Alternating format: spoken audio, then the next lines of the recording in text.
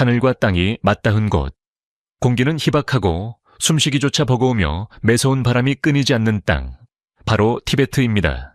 해발 4,500m 위에서 펼쳐지는 이 고요한 교향곡 같은 삶은 무려 1,500층 높이의 계단을 오르는 것과 같습니다. 티베트는 중국의 일부일까요? 아니면 몽골의 일부일까요? 사실 그 답은 생각보다 복잡합니다. 현재 티베트는 자치구와 중국 여러 성에 속한 영토들로 나뉘어 있습니다. 역사적으로 독립을 누리기도 했지만 강력한 중국과 몽골 왕조의 지배를 받기도 했죠. 오늘날 중국이 티베트를 통치하고 있는데 여기서 흥미로운 점이 있습니다. 중국은 티베트를 금지된 성이라 부릅니다. 아주 특별한 이유가 있기 때문이죠. 외국인이 티베트를 방문하려면 얻기 매우 까다롭고 특별한 허가가 필요합니다. 중국 시민들은 자유롭게 드나들 수 있지만 외부인들은 복잡한 숫자와 도장, 티베트 문자가 가득한 통행증이라는 행정의 미로를 통과해야만 합니다. 이러한 제한 덕분에 티베트는 외부 세계와 고립된 채 우리가 이제부터 살펴볼 고대의 관습과 삶의 방식을 오롯이 간직할 수 있었습니다. 기온이 영하 20도에서 30도까지 떨어지는 혹독한 추위와 매우 불안정한 수자원 때문에 대부분의 티베트인은 목욕을 아주 드물게 합니다. 몇 달에 한 번꼴로 할 때도 있죠. 이로 인해 위생 문제가 생길 거라 생각하시겠지만 현실은 전혀 다릅니다. 땅은 워낙 넓고 인구는 적어서 불쾌한 냄새를 맡는 것 자체가 거의 불가능하거든요. 티베트인들은 목욕할 때 공공 온천을 찾아가 온종일 몸을 담그곤 합니다. 날씨가 좀 풀리면 가족들이 호수에서 얼음을 채취해 끓여서 생활용수로 쓰기도 하죠. 신심이 깊은 사람들은 가장 추운 달에 사원으로 들어가 지내기도 하고 형편이 좀 나은 사람들은 난방시설이 갖춰져 정상적인 목욕이 가능한 라사나 청두 같은 따뜻한 도시로 이주합니다. 여러분은 어떠신가요?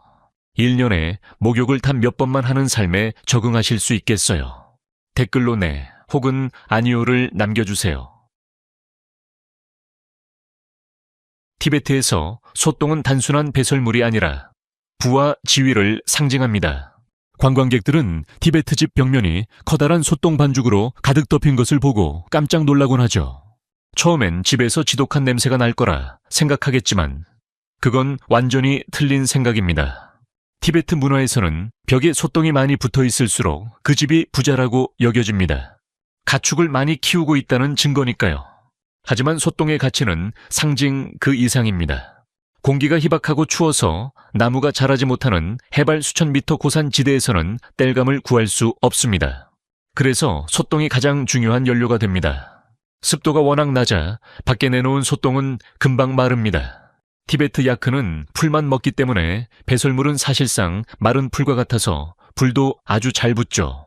무엇보다 전혀 냄새가 나지 않습니다. 깨끗한 산속 물과 초원의 풀, 때로는 징휘한 약재인 동충하초까지 먹고 자란 야크의 똥은 오히려 말린 허브처럼 기분 좋은 향이 납니다. 티베트인이 소똥불로 요리를 대접한다면 당신을 아주 귀한 손님으로 여긴다는 뜻입니다. 이 호의를 거절하는 건 오히려 큰 결례가 될 수 있죠. 하지만 환경적인 비용도 따릅니다. 연구에 따르면 티베트에서 야크 똥을 태울 때 매년 1,000톤 이상의 블랙카본이 발생해 지구 온난화에 영향을 준다고 하네요. 잠시 5초 동안 쉬어가는 시간입니다. 저희에게 큰 힘이 되는 좋아요 한번 부탁드려요. 휴대폰으로 보고 계신다면 아래 하이트 버튼도 꾹 눌러주세요. 티베트에는 일처다부제, 현지에서는 형제 혼인이라 불리는 독특한 제도가 있습니다. 한 여성이 한 명의 남성이 아니라 형제 전체와 결혼하는 방식입니다. 여성이 집안의 장남과 결혼하면 자동으로 그 밑에 남동생들의 아내도 되는 것이죠. 편견을 갖기 전에 그 뒤에 숨겨진 명석한 생존 논리를 이해해야 합니다. 척박한 히말라야 고산지대에서 농사를 지을 수 있는 땅은 매우 귀합니다. 만약 아버지가 작은 농장을 갖고 있고 아들이 셋인데 아들들이 각자 결혼해 땅을 나눠 갖는다면 농장은 3개의 아주 작은 필지로 쪼개지겠죠. 그러면 가족을 부양하기엔 땅이 너무 작아져 결국 모두가 굶주리게 될 겁니다. 하지만 3형제가 한 아내와 결혼하면 가족은 흩어지지 않고 땅도 그대로 유지됩니다. 재산이 쪼개지는 파국을 막는 것이죠. 또한 여러 남자가 함께 농사를 짓고 야크를 치며 장사를 하기 때문에 아내와 자녀들의 생존 확률도 훨씬 높아집니다. 아이들은 보통 첫째 형을 아버지로, 동생들을 삼촌으로 부르지만 때로는 모든 남자를 아버지로 여기기도 합니다. 현대화와 법 개정으로 많이 줄었지만 여전히 일부 시골 지역에는 남아있는 이 관습은 이상한 풍습이 아니라 지구상에서 가장 가혹한 환경에 적응하기 위한 천재적인 생존 전략입니다. 티베트에서 혀를 내미는 것은 가장 친근하고 전통적인 인사법 중 하나입니다. 대부분의 문화권에서는 무례하거나 공격적인 행동으로 여겨지겠지만 티베트에서는 존중과 선의의 표시입니다. 이 이야기는 9세기 불교를 박해했던 랑다르마라는 잔인한 왕의 시절로 거슬러 올라갑니다. 전설에 따르면 그의 혀는 잉크처럼 검은색이었다고 하죠. 티베트인들은 이 악랄한 왕이 환생해서 평범한 사람의 모습으로 다시 나타날까봐 두려워했습니다. 그래서 사람들은 낯선 이를 만날 때마다 자신이 환생한 악마가 아님을 증명하기 위해 혀를 내밀어 보여주기 시작했습니다. 초자연적인 공포로부터 자신을 지키려던 이 의식은 시간이 흐르며 독특한 문화적 상징으로 자리 잡았습니다. 오늘날 혀 내밀기 인사는 겸손과 선의, 그리고 해를 끼치지 않는 순수한 삶을 살겠다는 믿음의 표현입니다. 이것이 티베트식 인사법입니다. 여러분의 나라에서는 어떻게 인사하시나요? 그리고 지금 어디서 이 영상을 보고 계시는지도 궁금하네요. 이제 죽음과 영성에 대한 여러분의 상식을 뒤흔들 주제로 넘어가 보겠습니다. 자토르라고 불리는 조장은 소름이 돋을 정도로 독특한 장례 관습입니다. 대부분의 문화권이 매장이나 화장을 선택하지만 티베트인들은 고인을 높은 산으로 운반해 독수리와 까마귀들이 거둘 수 있게 남겨둡니다. 조장은 고인에 대한 불경이 아니라 오히려 자비와 헌신의 궁극적인 행위로 여겨집니다. 티베트 불교에서 육신은 영혼이 떠나고 남은 빈 그릇일 뿐입니다. 육신을 독수리 같은 포식자들에게 공양함으로써 고인은 마지막으로 생명들에게 보시를 실천하고 자연의 순환으로 돌아가게 됩니다. 자토르라는 말 자체가 새들에게 주는 보시라는 뜻입니다. 단단한 돌마을과 비옥한 계곡 너머에는 또 다른 형태의 삶이 존재합니다. 정해진 곳 없이 계절의 리듬을 따라 움직이는 이들, 바로 티베트의 광활한 고원을 지키는 유목민 드로파입니다. 이들의 존재는 집과 안정에 대한 우리의 통념을 뒤흔듭니다. 이들의 달력은 초원의 색깔 변화로 쓰여 있고 시계는 끝없는 하늘을 가로지르는 태양의 궤적입니다. 이 움직이는 우주의 중심에는 야크가 있습니다. 야크는 단순한 가축이 아니라 생존 그 자체입니다. 야크는 유목 생활에 필요한 모든 것을 제공합니다. 젖은 버터와 치즈가 되어 몇 달간의 식량이 되고 두꺼운 털은 밧줄과 이동식 텐트의 벽이 됩니다. 야크의 엄청난 힘은 계절에 따라 가택 전체를 다른 목초지로 옮겨주죠.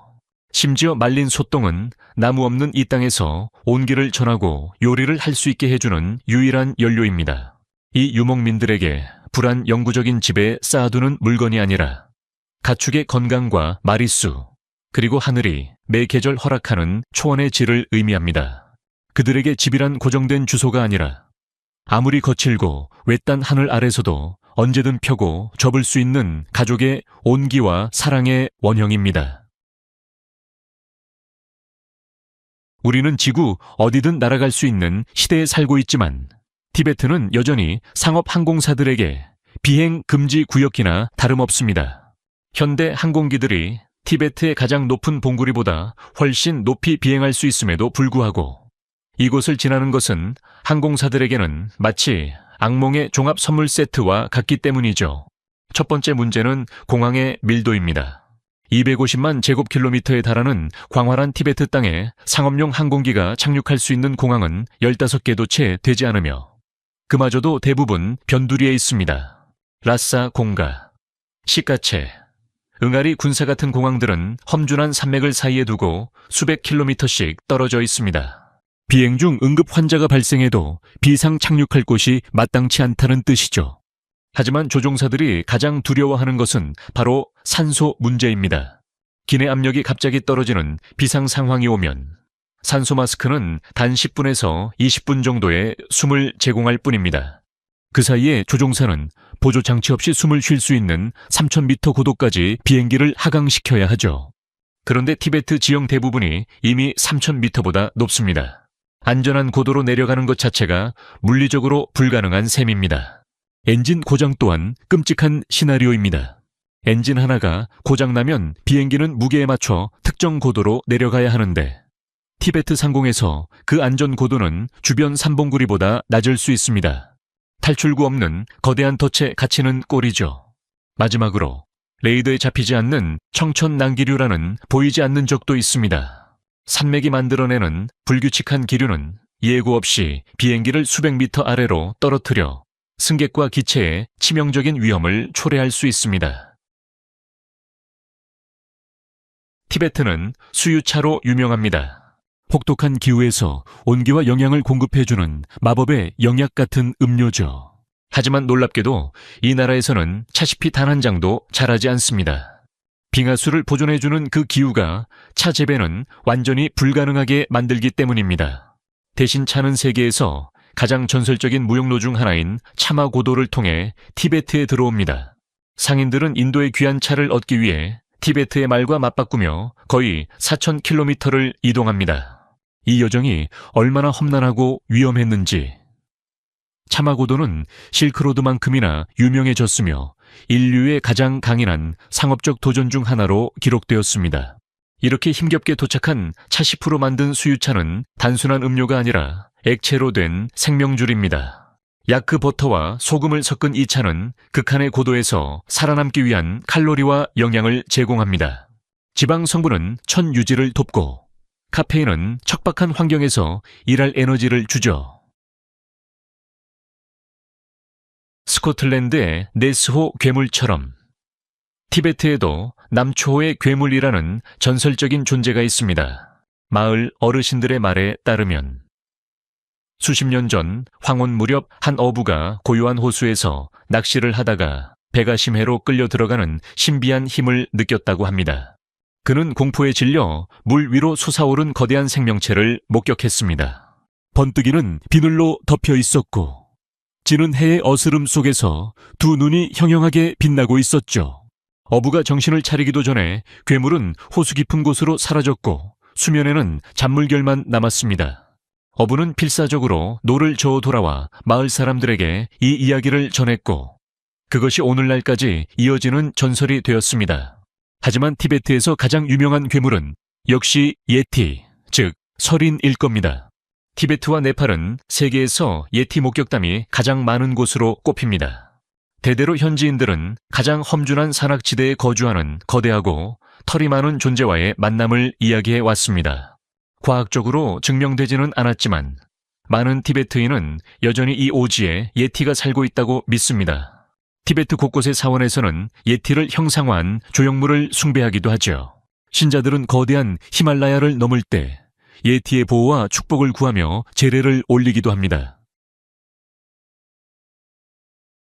해발 3,650m에 위치한 라사는 세계에서 가장 높은 수도이자 아시아에서 두 번째로 높은 도시입니다. 라사라는 이름은 문자 그대로 신들의 땅을 의미합니다. 이 도시에서 보면 왜 그런 이름이 붙었는지 바로 이해하게 됩니다. 하늘과 땅이 하나로 합쳐지는 듯한 경이로운 풍경 때문이죠. 라사는 티베트 불교의 중심지로 세계에서 가장 추앙받는 종교 유적지들이 모여 있습니다. 달라이라마의 거처였던 웅장한 포탈라궁은 도시 중심에서 마치 산처럼 솟아 있습니다. 여름 궁전인 노르블링카는 이 고도에서는 불가능해 보이는 아름다운 정원들을 품고 있죠. 이 유적들은 유네스코 세계문화유산으로 지정되어 있습니다. 25만 명에 가까운 주민이 살고 있는 라사는 티베트에서 가장 활기찬 문화와 사회생활의 중심지입니다. 하지만 이 고도에서 사는 것은 매 순간의 호흡에 의식적인 노력이 필요하다는 뜻이기도 합니다. 방문객들은 해수면보다 산소가 40%나 적은 희박한 공기 때문에 고산병과 두통, 탈진을 겪기도 합니다. 하지만 티베트인들에게 이 도시는 물리적 세계와 영적 세계가 만나는 문명 그 자체의 심장입니다. 달라이라마는 세계에서 가장 매혹적인 영적 개념이 실현된 모습입니다. 달라이는 몽골어로 바다, 라마는 티베트어로 환생한 스승을 뜻합니다. 즉, 개인의 생애를 초월하는 지혜의 바다라는 뜻이죠. 티베트인들은 환생을 확신하기 때문에 세상을 떠난 달라이라마의 영혼이 어떤 아이로 다시 태어났는지 찾아내는 정교한 시스템을 발전시켰습니다. 이는 단순한 믿음이 아니라 수세기 동안 이어져 온 실질적인 통치 체계이기도 합니다. 이 과정은 영적인 환영과 예언, 징조를 따르는 세심한 추적으로 시작되며 전 세계 어디로든 이어질 수 있습니다. 후보자가 확인되면 전임 달라이라마가 생전에 쓰던 물건을 알아보는지, 영적인 지식을 갖췄는지 등 엄격한 시험을 거칩니다. 선택된 아이는 불교 교리를 교육받으며 티베트의 영적 지도자로 준비됩니다. 이 환생 지도자 식별법은 세대를 이어 지혜를 전달하는 인류 역사상 가장 독특한 승계 방식 중 하나입니다. 티베트의 기온은 지구상에서 가장 가혹한 환경 중 하나입니다. 연평균 기온은 5.6도에서 8.8도 사이지만 이 수치만으로는 실제 고통을 다 설명할 수 없습니다. 히말라야 산맥이 남쪽에서 불어오는 습한 바람을 막아버려 비가 거의 내리지 않고 대신 우박이 쏟아지곤 하죠. 10월부터는 기온이 급격히 영하로 떨어져 하얀 눈과 구름만이 가득한 풍경이 됩니다. 특히 창탕 지역은 연평균 기온이 영하 5.6도이며 겨울에는 영하 40도 아래로 떨어지는 지옥 같은 추위를 겪습니다. 북부 티베트는 타는 듯한 여름과 뼈를 깎는 겨울이 공존하며 웬만한 생태계는 버티지 못할 기온 변화를 보여줍니다. 하지만 이 척박한 땅에서 세계에서 가장 귀한 생물 중 하나가 자랍니다. 바로 동충하초입니다. 유목민들에게 이것은 액체 금과 같습니다. 고산지대 초원의 나방 애벌레에 기생하는 이 희귀한 버섯은 찾기가 하늘의 별 따기죠. 품질 좋은 동충하초는 낱개 한 개에 양만 6,000원 11$, 킬로그램당 무려 1억 5천만 원 115, $2,000 넘게 팔리기도 합니다. 무게당 가치로 따지면 금보다 비싸죠. 티베트 가족들에게 몇 주 동안의 성공적인 동충하초 채집은 1년치 생활비가 됩니다. 유목민들은 땅 밑에 이 귀한 보물을 찾기 위해 손과 무릎으로 산속 초원을 기어 다닙니다. 티베트에서 옷은 단순히 추위를 막는 도구가 아닙니다. 입은 사람의 사회적 지위, 혼인 여부, 고향, 영적 믿음까지 담아낸 살아있는 백과사전이죠. 티베트의 전통 겉옷인 추바가 그 좋은 예입니다. 양모나 양가죽, 모피로 손수 짠 추바는 살을 내는 추위로부터 몸을 지켜줍니다. 하지만 고도와 지역에 따라 디자인이 확연히 다릅니다. 고산지대 사람들은 두껍고 몸에 딱 붙는 스타일을, 저지대 사람들은 더 가볍고 우아한 스타일을 선택하죠. 환경에 맞춰 생존을 최우선으로 하는 지혜가 담겨 있습니다. 티베트 여성들의 옷차림은 걸어다니는 미술관 같습니다. 여러 겹의 긴 치마와 복잡한 문양, 선명한 색채는 황량한 눈 위에서 화려한 시각적 향연을 선사하죠. 이는 미적인 선택일 뿐만 아니라 문화적인 소통이기도 합니다. 은장신구, 산호, 덕기석은 악을 쫓고 행운을 부르며 신에게 경의를 표하는 영적인 의미를 담고 있습니다. 무늬가 있는 허리띠는 기혼임을 나타내고 머리 모양과 모자의 위치로 신분을 알 수 있죠. 한눈에 상대가 누구인지 알아보는 세련된 정보 시스템인 셈입니다. 마지막 사실은 티베트가 전 지구적으로 얼마나 중요한지 보여줍니다. 세계의 제3극이라 불리는 티베트는 북극과 남극을 제외하고 지구상에서 가장 큰 담수 자원을 보유하고 있습니다. 이건 지역적인 자원을 넘어 아시아 수십억 인구의 생명줄입니다. 티베트는 인더스강, 겐지스강, 황하, 양쯔강, 그리고 메콩강 같은 주요 강줄기가 시작되는 곳입니다. 이 강들은 동아시아와 남아시아로 흘러가 중국, 인도, 파키스탄, 방글라데시, 베트남 등 인구 밀도가 높은 국가들을 지탱합니다. 메콩강 하나만 해도 4,000km가 넘는 길이를 흐르며 6개국 수억 명의 삶을 돌보고 있죠. 티베트에는 1,500개가 넘는 호수가 있는데 그중 1,100여 개는 1제곱킬로미터보다 넓습니다. 중국 최대의 내륙 여모인 청해호는 해발 3,200m 높이에 4,400제곱킬로미터 면적을 자랑하죠. 하지만 그 중에서도 마나사로바 호수는 해발 4,580m에 위치한 세계에서 가장 높은 담수호로 최고의 보석이라 불립니다. 빙하가 녹아 만들어진 이 호수의 물은 바닥의 조약돌이 다 보일 정도로 투명합니다. 전설에 따르면 이 물로 목욕하거나 마시면 영혼의 오염이 씻겨 내려간다고 하죠. 매년 전 세계에서 온 순례자들이 이 성스러운 물가에서 기도하고 몸을 씻습니다. 우리는 티베트에 대한 15가지 놀라운 사실을 함께 살펴보았습니다. 티베트는 단순히 멀리 떨어진 산맥 그 이상입니다. 대부분의 사회가 무너졌을 법한 가혹한 환경에서도 인간의 적응력과 영성, 공동체의 힘으로 독창적인 생존 방식을 만들어낸 위대한 문명입니다. 토지 분할을 막는 결혼 제도부터 고대의 공포에서 유래한 인사법, 자비의 극치인 조장, 하늘의 리듬을 따르는 유목 생활까지 티베트는 극한의 역경 앞에서도 꽃피운 인류의 혁신적인 능력을 보여줍니다. 여러분은 이 15가지 사실 중 어떤 것이 가장 놀라우셨나요? 혹시 여러분의 여행이나 문화 속에서 이와 비슷한 경험을 하신 적이 있나요? 댓글로 여러분의 생각을 들려주세요. 앞으로도 숨겨진 세상의 이야기를 더 보고 싶으시다면 구독과 알림 설정 잊지 마시고요. 오늘 긴 시간 함께 해주셔서 정말 감사합니다. 여러분의 응원이 저희에겐 큰 힘이 됩니다. 모두에게 행운이 깃들길 바랍니다. 시청해주셔서 감사합니다. 이 영상이 유익하셨다면 좋아요와 구독, 그리고 알림 설정까지 잊지 말고 눌러주세요.